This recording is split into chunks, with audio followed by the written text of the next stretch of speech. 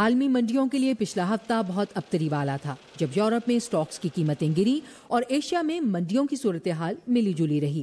Asia میں India اور Indonesia کی ابھرتی ہوئی منڈیاں خاص طور سے ترکی کی بگڑتی ہوئی صورتحال سے متاثر ہو سکتی ہیں۔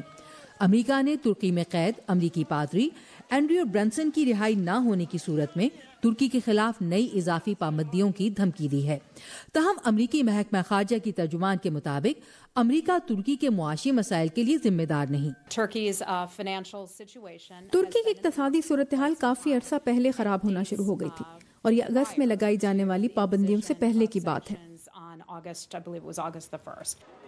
تجزیہ کار متفق ہیں کہ ترکی کے اقتصادی مسائل کہیں گہرے اور ترک صدر رجب طیب اردوان اور صدر ٹرمپ کے درمیان تنازع سے پہلے کے ہیں۔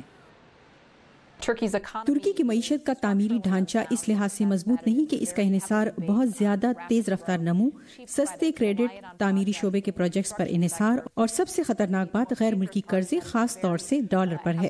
لہٰذا ڈالر کے مقابلے میں لیرا کی قدر میں اس سال پہلے ہی ہونے والی 40% کمی نے ترکی کے لیے ان قرضوں کی ادائیگی کو کہیں زیادہ پیچیدہ اور مہنگا بنا دیا ہے۔ سرمایہ کار ترکی اور ایشیا پیسفک ممالک کے درمیان رابطوں کو انتہائی غور سے دیکھ رہے ہیں۔ چین کی سربراہی میں یہ ممالک ترکی کے 20 بڑے درآمداتی ذرائع میں شامل ہیں۔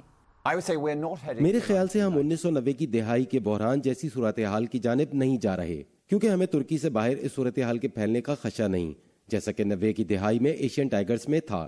تاہم اس کے نتیجے میں پیدا ہونے والی عالمی قرضے کی سخت شرائط ابھرتی ہوئی مارکیٹس کے لیے نقصان دہ ہوں گی، کیونکہ انہی معیشتوں نے حالیہ سالوں میں عالمی قرضوں اور سرمایہ کی ریل پیل کا سب سے زیادہ فائدہ اٹھایا ہے۔ اس کے باوجود تجزیہ کاروں کی اکثریت ترکی کی معیشت کے بارے میں شدید فکر مند ہے۔ ان کی سب سے بڑی فکر ترکی کی فرمز کے قرضے کی ادائیگی کی اہلیت کے حوالے سے ہے۔ سنڈی سین کے ساتھ عائشہ خالد، اردو VOA۔